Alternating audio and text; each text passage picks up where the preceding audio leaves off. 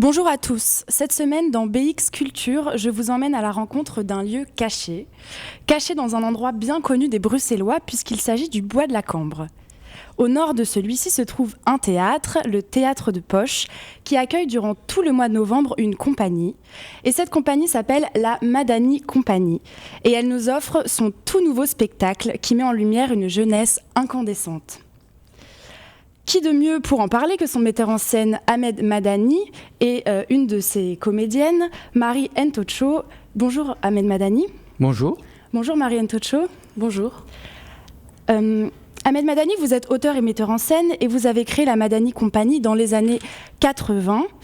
Vous qualifiez votre théâtre de populaire et vous mettez d'ailleurs beaucoup en avant les banlieues parisiennes. Pour vous, est-ce que les banlieues parisiennes étaient absentes du milieu artistique ou sous-représentées ? Absolument. Et depuis de nombreuses années, ça commence un petit peu à se modifier dans la visibilité en tout cas. Il y a eu quand même pas mal d'émergences à partir des années 80, notamment dans le milieu musical et dans le milieu de la danse.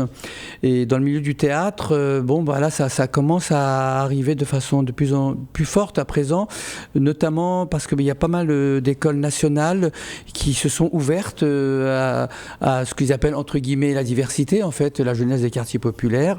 Donc il y a des jeunes artistes qui sortent, qui commencent à constituer leur compagnie et puis qui sont sollicités aussi par les metteurs en scène. La banlieue apparaît aussi pas mal dans le cinéma, de plus en plus, hein. Et voilà, je crois que c'est un mouvement qui est en évolution et qui, dans les années qui viennent, va se développer de plus en plus. Donc dans Incandescence, la pièce que vous présentez au Théâtre de Poche pendant tout le mois de novembre, vous êtes parti à la rencontre de dizaines de jeunes de banlieue pour constituer une troupe singulière et représentative des jeunes d'aujourd'hui. Qu'est-ce que vous recherchiez chez ces jeunes ? Qu'est-ce que vous vouliez trouver chez eux ? Alors, je recherchais là d'abord leur talent, leur désir de s'emparer de la scène, leur désir de prendre la parole sur cette scène et leur désir d'offrir de nouveaux visages sur ces lieux de création pour faire entendre aussi une parole qui est relativement silenciée, des expressions, des cultures, une esthétique, des postures, des corps. C'est extrêmement important que ces corps apparaissent aussi dans ce lieu qui est le théâtre et qui jusque-là, franchement, c'était très rare de voir un jeune de quartier populaire qui soit noir, qui soit arabe, qui soit d'origine chinoise, etc. C'est rare. Alors maintenant, leur permettre de s'emparer du plateau, de s'exprimer sur ce plateau et puis de montrer la force de leur talent, mais aussi leur point de vue sur le monde dans lequel ils vivent, c'est extrêmement important. C'est ça, c'est parce qu'en fait, ils jouent leur propre rôle. C'est ça, ils ont gardé leur prénom. Leur vrai prénom sur scène ou est-ce qu'ils Oui, c'est une volonté de ma part de dire voilà, je m'appelle ainsi, je suis cette personne, mais en même temps il y a aussi dans la construction de ce récit une part de fiction et ce qui permet aussi d'avoir un espèce de jeu entre la personne et le personnage, et c'est important à la fois pour eux et à la fois pour le public de sentir qu'il y a aussi une dimension qui dépasse la singularité de l'interprète sur la scène et donc une dimension plus universelle, plus large, pluriel en vérité. Et Marie, vous avez donc été choisie et vous faites maintenant partie donc, des 9 comédiens et comédiennes sur scène. D'abord, est-ce que vous êtes comédienne professionnelle ou pas du tout ? Pas du tout, je ne suis pas professionnelle. Quand j'ai passé les stages d'audition avec Ahmed Madani, j'étais en dernière année d'études sociales. Et forcément, avec le Covid, je n'allais pas en cours. Du coup, j'avais le temps d'aller au stage. Et donc, voilà quoi. Donc, je me suis dit, pourquoi pas tenter ma chance, vu qu'ils ne demandent pas des professionnels. Je me suis dit, bon, je sais un petit peu chanter, je bouge bien. Bon, au niveau du jeu, voilà, il ne veut pas des professionnels. Donc, ça veut dire que pendant le stage, je vais sûrement apprendre. Donc, OK. Donc j'y suis allée, voilà. Parce que, donc, pour préciser, pour les auditeurs de BXFM, dans Incandescence, ça danse, ça chante, ça bouge. Vous avez d'ailleurs un solo de chant qui est incroyable. On ne va pas en dire plus, on va garder un peu le mystère. Vous parlez aussi, en fait, de votre famille et de votre histoire personnelle. Et vous, en l'occurrence, voilà, qu'est-ce que ça a fait de parler de choses intimes comme ça sur scène et de se dévoiler? Parce que j'imagine que c'est pas un exercice facile. Pas du tout. Franchement, dans les débuts, quand on faisait l'exercice avec Ahmed, c'était assez compliqué. Parfois, on était un petit peu gênés de dévoiler ces choses intimes qu'on garde pour nous. Et bon, on va dire qu'avec les autres membres de l'équipe, vu qu'en général, on s'est raconté un petit peu nos histoires, du coup, on a ouvert un espace où on était libre, en fait, de se dévoiler comme on était. Et donc, ça a aussi permis à des personnes qui étaient un peu plus réservées, un peu plus timides, de se mettre en avant. Mais c'est clair que oui, ce que moi j'aime bien avec ce spectacle qu'on met en scène, c'est le fait qu'on raconte des choses qu'on n'a pas l'habitude d'entendre. Moi, je parle par exemple du fait de se préserver avant le mariage, côté religion. C'est quelque chose qu'on n'entend pas dans une société qui a carrément... où on parle beaucoup de sexe, voilà, où c'est devenu un petit peu vulgaire, tout le monde en parle, et d'avoir une personne qui se dit ok, moi je prends position et moi je vais à contresens de tout ça. On sait très bien que dans le milieu des jeunes, quand tu dis ça, forcément on te regarde mal en mode elle est pas normale, mais en fait non, t'es normal, en fait, t'as le droit d'aller en contresens sur certains sujets. Et c'est là, Ahmed Madani, où je trouve que la pièce est assez forte, c'est que, en fait, vous vous emparez et vous enlevez le tabou sur des sujets voilà, un peu touchy, on pourrait dire, comme des sujets de la sexualité, vous parlez de masturbation, du porno, vous parlez aussi de religion, comme vous l'avez dit.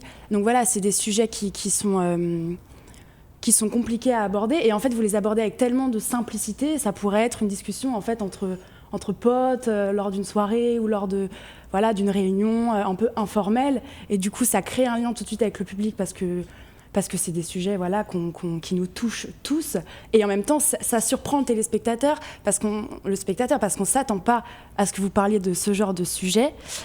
Ahmed Madani, Incandescence est en fait le 3e opus de la trilogie Face à leur destin, c'est bien ça? Absolument. Donc il succède à Illumination en 2012 et Flamme en 2016. Pourquoi avoir choisi le prisme de la lumière? Est-ce que c'était justement pour... Est-ce que pour vous, c'est un qualificatif c'est très intéressant pour parler de cette jeunesse actuelle? Absolument, parce qu'il faut la mettre en lumière et il faut montrer... c'est-à-dire qu'on pouvait prendre des titres qui collent au territoire, qui collent à la réalité, qui sont simplificateurs. Le premier titre, c'est Illumination. Les Illuminations, c'est Rimbaud. Rimbaud, il a 16 ans quand il commence à écrire la poésie. Et cette jeunesse, elle est empreinte aussi d'une forme de poésie que j'avais envie de porter sur la scène et de montrer cette puissance, cette beauté aussi de ces corps. Donc voilà, donc c'est cette idée de la lumière, incandescent. Quand on décrypte, quand on remonte aux racines du mot, ça vient de incandescendo. Incandescendo qui veut dire devenir blanc. Et quand on est en banlieue, on a cette aspiration de devenir blanc, c'est-à-dire d'être intégré dans une société. Et cette quête-là, elle existe pour toute cette jeunesse, c'est-à-dire de comment on est pris en compte, comment notre couleur de peau, nos langues, nos diversités culturelles s'intègrent dans le grand roman national. Et donc comment notre récit peut prendre part dans ce grand roman-là. Et c'est extrêmement important. Et puis aussi de montrer que cette jeunesse est aussi une force d'inventivité et puis une force qui va permettre que l'avenir se transforme. Parce que, moi j'ai bientôt 70 ans. Raconter mon histoire en prenant juste mon passé, ça serait pas très intéressant. Mais raconter cette histoire en dialogue, en partage avec la jeunesse qui porte le monde de demain, ça me semble extrêmement important. Est-ce que vous aviez dit tout à l'heure sur ces rapports qui se tissent entre les spectateurs et ceux qui sont sur la scène, qui sont liés par le filtre de cette intimité qui est dévoilée, mais qui est aussi représentative de l'intimité des spectatrices et des spectateurs. Parce que dans le fond, la question de l'amour, de la sexualité, elle dépasse la couleur de la peau, la religion, la culture, la façon dont on aime quelqu'un, la façon dont on tombe amoureux. C'est quelque chose qui est purement humain qui traverse chaque être humain de ce monde. Et là, cette dimension de l'universalité au travers de ce thème traité par des jeunes qui, en général, ces questions-là sont un peu mises de côté. On aurait plutôt tendance à penser que dans les quartiers populaires, on va se droguer, on va faire des braquages, on va vendre de la dope, etc. On est bon qu'à ça, en fait. Et le reste, ça n'existe pas. Et les parents n'ont pas connu l'amour, d'ailleurs. Ces gens-là, ils sont juste faits pour travailler, dans le fond, et se mettre au service des autres. Et mettre ça sur la scène, et cette forme de revendication que nous aussi, nous existons, nous aussi, nous aimons, nous aussi, on est capable de poésie et d'invention, c'est extrêmement important de le faire aujourd'hui avec eux. Et vous choisissez ces sujets universels, donc qui sont l'amour, la sexualité, le mariage, et vous mettez au cœur de votre pièce vraiment les comédiens et comédiennes. Et d'ailleurs, la mise en scène est assez minimaliste, j'ai trouvé. Très minimaliste. Quand on arrive, on est face à un écran noir, on pourrait se croire au cinéma. Il y a des éléments de mise en scène. Donc, en l'occurrence, l'écran, il y a des vidéos qui sont projetées, souvent qui sont des vidéos d'ailleurs des comédiens et comédiennes eux-mêmes, et il y a ces boîtes dans lesquelles se mettent les comédiens. Est-ce que c'était volontaire déjà, ce minimalisme de la mise en scène ? Absolument. C'est une volonté de mettre la personne sur la scène dans sa plus grande simplicité. Et d'ailleurs, dans la direction de jeu, je leur ai toujours demandé d'être au plus près d'eux-mêmes, de façon à ce qu'il n'y ait pas l'artifice de la théâtralité qui vienne faire un barrage à la communication avec le public. Et donc, pour moi, le théâtre, ça se résume à quoi ? Finalement, une personne sur une scène, dans un espace, qui s'adresse aux autres. Et le travail essentiel que nous avons fait quand on était sur scène, c'est s'adresser aux autres, c'est leur parler. Et donc, en épurant le plateau, en ne faisant rien, on touche au cœur de ce que c'est que le théâtre. Et ça, Marianne Tocció, comment vous l'avez vécu, cette volonté d'avoir des moments de solitude un peu face au public où il n'y a pas forcément de musique, il n'y a pas forcément de mise en scène, d'objets autour, et c'est juste vous et le public. Comment on fait quand on est comédienne et qu'on se retrouve comme face à un public sans rien autour ? Oui, c'est intéressant ça, oui. Marie, toi qui te retrouves toute seule à un moment donné. Hein ? C'est intimidant. Je me rappelle quand on venait à peine de monter le spectacle et qu'on devait le jouer pour les toutes premières fois. À chaque fois que c'était mon moment, j'étais un peu gênée et je me disais, je sais pas comment je vais faire et tout. Je suis toute seule, j'entre avec Maria, certes, mais après je dois dire mon texte, il n'y a rien, il n'y a pas de mouvement, c'est juste moi et le public. Et c'était très intimidant. Mais franchement, on ne le voit pas sur scène, mais il y a beaucoup le soutien des collègues. Juste avant d'entrer, ça te fait des tapes sur l'épaule, ça te fait des pouces, like, allez, go, force et tout. Et donc, ça donne beaucoup de courage. Et je dirais aussi que ça dépend de la personnalité de chacun. Moi, je suis quelqu'un d'assez solitaire et ça ne me dérange pas, par exemple, d'aller au cinéma toute seule, au resto toute seule. J'aime bien... rester avec ma propre personne, donc forcément. Et j'aime bien aussi déclarer ce que j'ai à dire. S'il y a une chose vraiment sur laquelle je ne joue pas, c'est vraiment ça, quoi. Je te dis ce que j'ai à dire et j'espère que tu m'entends. En tout cas, je vais tout faire pour que tu m'entendes. Donc pour moi, porter cette parole-là, même en étant seule sur scène, pour moi, était très gratifiant. Et en plus de ça, je me dis, il n'y a pas de distraction autour. Donc, le public est vraiment concentré sur moi. Il est concentré sur ce que je dis. Et il faut que je le dise de manière à me faire entendre. Tu vois ce que je veux dire ? Donc, voilà. Je vois bien ce que vous voulez dire. Et est-ce que vous aviez des choses à dire ? Parce que, Ahmed Madani est arrivé avec une idée, quand même, de spectacle. Mais est-ce que vous, vraiment, intimement, il a révélé, on va dire, des choses en vous que vous vouliez dire peut-être à des gens ?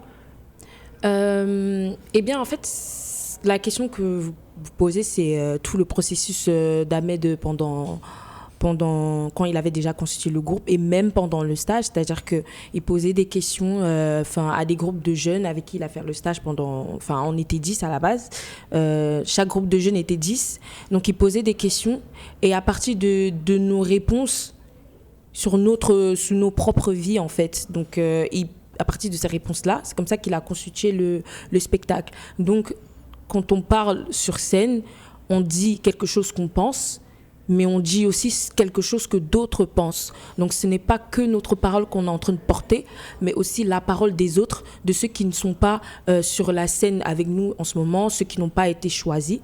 Donc, voilà quoi. C'est ça. Et vous disiez tout à l'heure que vous étiez soutenu par tous les autres comédiens et comédiennes. On sent bien que vous êtes devenus une bande de potes. Et voilà, c'est hyper agréable et c'est très plaisant en tant que spectateur de voir juste une bonne entente, vous rigolez. Enfin, franchement, moi, j'ai vraiment rigolé pendant la pièce. Et donc, c'est aussi le but du théâtre. Et en tout cas, c'est une magnifique pièce qui se joue donc au Théâtre de Poche jusqu'au 27 novembre.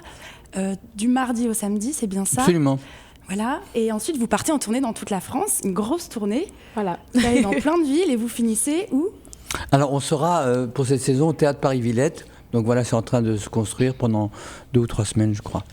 Ce que je voudrais dire pour rajouter, c'est vraiment une proposition artistique qui est ouverte à tous les publics et pas simplement à la jeunesse ou aux abonnés des théâtres. C'est une proposition qu'on peut regarder en famille, même si les sujets qui touchent la sexualité et l'amour pourraient sembler un peu délicat. Au contraire, c'est vraiment à découvrir dans un ensemble. Et il y a cette chose qui est pour moi extrêmement importante. Avant d'être un porte-flambeau d'une quelconque idéologie ou désir, c'est d'abord la joie et le plaisir du théâtre comme vraiment un lieu d'échange, de rencontre et de joie pour le public. C'est-à-dire, quand vous parlez tout à l'heure de théâtre populaire, c'est un théâtre ouvert à tous. On n'a pas besoin d'avoir un bac plus 5 pour venir voir ce spectacle, mais on peut avoir un bac plus 5, et même 6. Je suis sûre que ça fera très envie aux auditeurs de BXFM. Merci Ahmed Madani, merci Marianne Tocco d'être venue en studio. Pour ma part, je vous retrouve la semaine prochaine pour un nouvel épisode de BX Culture.